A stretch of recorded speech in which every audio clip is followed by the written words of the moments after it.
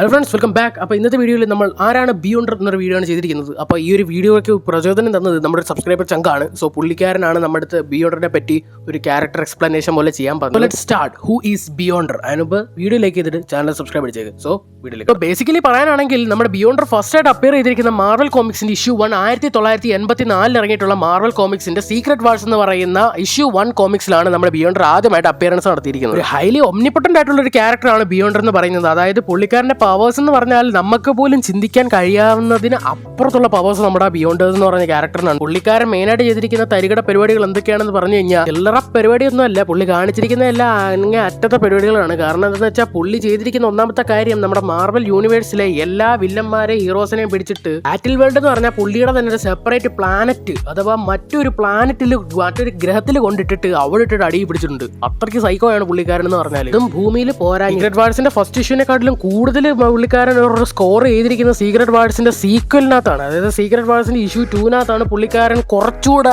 ഒരു antagonist role play ചെയ്തിരിക്കുന്നത്. അതായത് മോസ്റ്റ് ഇമ്പോർട്ടന്റ് ആയിട്ടുള്ള റോൾ. MCUവിൽ ആരായിരിക്കും ബിയോണ്ടർ ക്യാരക്ടർ പ്ലേ ചെയ്യുന്നതെന്ന് നമ്മൾ ഒരുപാട് പേർക്ക് ഡൗട്ട് ഉള്ളതാണ്. അപ്പോൾ ഗൂഗിൾ തന്നെ പറയുന്നത് എന്താ വെച്ചാൽ ഹെൻറി കാവിൽ, അതായത് നമ്മുടെ സൂപ്പർമാൻ റോൾ പ്ലേ ചെയ്ത പുള്ളിക്കാരനായിരിക്കും നമ്മുടെ സീക്രട്ട് വാർസിൽ ബിയോണ്ടർ ആയിട്ട് വരുന്നതെന്നാണ് പറയുന്നത്. എന്തെങ്കിലുമൊക്കെ ആകട്ടെ, നമ്മുടെ മാർവലിന്റെ സീക്രട്ട് വാർസ് എന്ന് പറഞ്ഞ സിനിമ നമ്മൾ ഇറങ്ങിക്കഴിഞ്ഞാൽ നമ്മൾ കണ്ടാൽ പിന്നെ അതിന്റെ സീക്വൽ കാണേണ്ടത് ഒരുപക്ഷെ നമ്മുടെ മക്കളുടെ കൂടെ ആയിരിക്കും നമ്മുടെ മാർവൽ ഇപ്പം തന്നെ പറഞ്ഞിരിക്കുന്നത്. അതായത് അത്ര ഒരു ഡിസ്റ്റൻസ് അല്ലെങ്കിൽ അത്ര ഒരു ടൈം ഗ്യാപ്പ് വരുന്നുണ്ട് ആ ഒരു പടത്തിൽ. നമ്മുടെ ഈ ഒരു പറയുന്ന ബിയോണ്ടർ ക്യാരക്ടറിന്റെ പവേഴ്സ് ആൻഡ് എബിലിറ്റീസിനെ പറ്റി നോക്കിക്കഴിഞ്ഞാൽ മെയിനായിട്ട് പുള്ളിയുടെ പവേഴ്സ് എന്ന് പറഞ്ഞാൽ പറയാനായിട്ടൊന്നുമില്ല, എല്ലാ പവറും ഉണ്ട്. നമ്മൾ ഇതുവരെ കണ്ടിട്ടുള്ള മായാവി തൊട്ട് ലുട്ടാപ്പി തൊട്ട് ആരൊക്കെ കണ്ടിട്ടുണ്ടോ അവരുടെ മൊത്തം പവറും ഉണ്ട് നമ്മുടെ ഈ ബിയോണ്ടർ എന്ന ക്യാരക്ടർ. കാരണം പുള്ളിക്കാരൻ അത്രയ്ക്ക് പവർഫുൾ ആണ്. നമ്മൾ ഏതൊക്കെ പവർ പറഞ്ഞാലും അത് പുള്ളിക്കാണ്. Because he's that much powerful. പിന്നെ പുള്ളിയുടെ വീക്ക്നെസ് എന്താണെന്ന് പറഞ്ഞാൽ പുള്ളിക്ക് ഫൈറ്റിംഗ് സ്കില്ലില്ല. അത് മാത്രമല്ല വീക്ക്നെസ്. ഇപ്പോൾ വാനിഷ് പവർ ഉണ്ടെങ്കിൽ പിന്നെ ഫൈറ്റിന്റെ കാര്യമില്ലല്ലോ. ഒരുത്ത് മൂക്കിനിടിക്കാൻ വരുമ്പോൾ അവിടെ നിന്ന് അപ്രത്യക്ഷമായ പോരെ. സോ ഫൈറ്റിംഗ് സ്കിൽസ് ഇല്ല.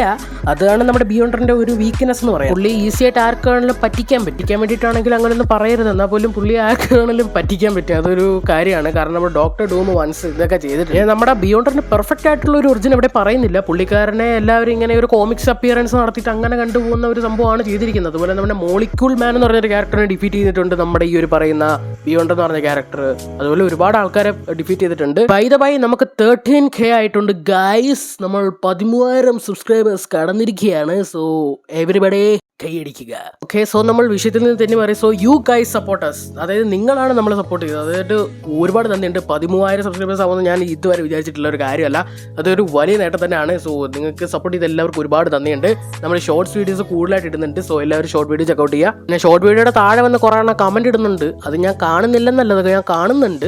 അത് കോപ്പിയാണ്. പിന്നെ അങ്ങനെ കുറച്ച് സംഭവങ്ങൾ പറയുന്നതുകൊണ്ട് ഞാൻ കുറച്ച് കാര്യങ്ങൾ ഇതിൻ്റെ കൂടെ നിന്ന് പറഞ്ഞേക്കാം. കാരണം ഷോർട്ട് വീഡിയോ കണ്ടിട്ടുള്ളവരും ഈ ലോങ് വീഡിയോ കാണുമല്ലോ. ഷോർട്ട് വീഡിയോയുടെ കണ്ടന്റ് ഞാൻ എവിടെ നിന്നാണ് എടുക്കുന്നതെന്ന് ചോദിച്ചു കഴിഞ്ഞാൽ ഞാൻ ഗൂഗിളിൽ തപ്പിത്തെരഞ്ഞ് കണ്ടുപിടിച്ചെടുക്കുന്ന കണ്ടന്റാണത്. അല്ലാതെ അത് ചിലപ്പോൾ മറ്റൊരാൾ ഇട്ടിട്ടുണ്ടായിരിക്കാം. അവർ വേറെ ഏതെങ്കിലും ഇംഗ്ലീഷ് ചാനൽസ് ഇട്ടിട്ടുള്ള കണ്ടന്റ് ആയിരിക്കാം. അത് ഞാൻ ഗൂഗിളിൽ തപ്പിത്തെരഞ്ഞ് കണ്ടുപിടിക്കുന്ന ഒരു കണ്ടന്റാണ് ഞാൻ ചെയ്യുന്നത്. അത് മുമ്പ് ആരെങ്കിലും ചെയ്തിരിക്കാം.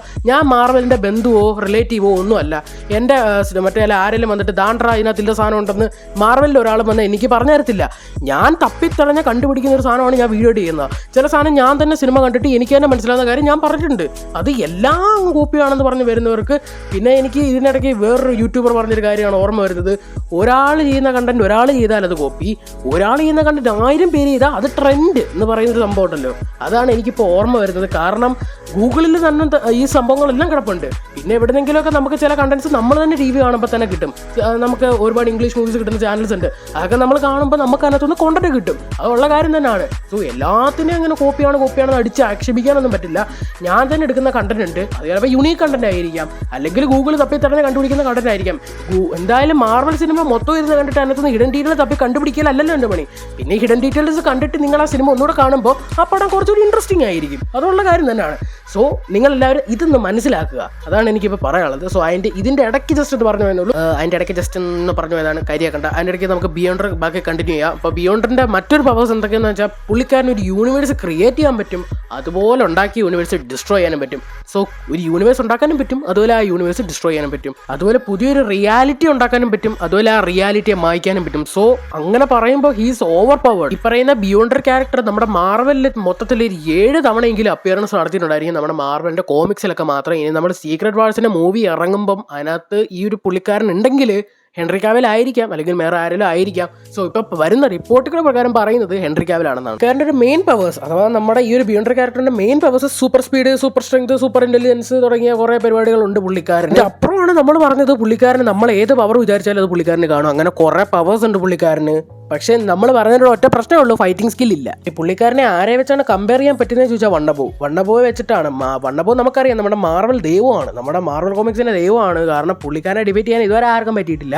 അങ്ങനെ ആ ഒരു വണ്ണബോ ക്യാരക്ടറിന്റെ തൊട്ട് താഴെയാണ് നമ്മുടെ ബിയോണ്ടറിന്റെ സ്ഥാനം. പുള്ളിക്കാരന് ടെലിപ്പോർട്ടേഷൻ പവർ ഉണ്ട്, അതായത് നമ്മുടെ ബിയോണ്ടറിനെ പറ്റിയാണ്. ടെലിപ്പോർട്ടേഷൻ പവർ ഉണ്ട്, ഫിസിക്കൽ സ്ട്രെങ്ത് ഒമ്നിപ്പൊട്ടന്റ് ആണ്. അതുപോലെ തന്നെ വീക്ക്നെസ് ആയിട്ട് പറയാനായിട്ട് ഈ ഒരു ഫൈറ്റിംഗ് സ്കിൽ അല്ലാതെ വേറെ വലിയ വീക്ക്നെസ് ഒന്നും ഇല്ല. പക്ഷെ ഒരിക്കലും ഒരു പ്രശ്നം പറ്റിയിട്ടുണ്ട്, നമ്മുടെ ധൂം പുള്ളിക്കാരന്റെ പവറിൽ അടിച്ച് മാറ്റിക്കൊണ്ട് പോയിട്ടുണ്ട് നമ്മുടെ കോമിക്സിൽ. ആ ഒരു സംഭവമായിട്ട് നടന്നിട്ടുള്ളൂ, അല്ലാതെ പുള്ളിക്കാരന് വേറൊന്നും അങ്ങനെ ആരും ഡിഫീറ്റ് ചെയ്തിട്ടില്ല. കാരണം പൂർണ്ണമായിട്ടൊരു വില്ലനാണോ അല്ലെങ്കിൽ പൂർണ്ണമായിട്ടൊരു ഹീറോ എന്ന് ചോദിച്ചാൽ അല്ല, ഹീറോ അല്ല.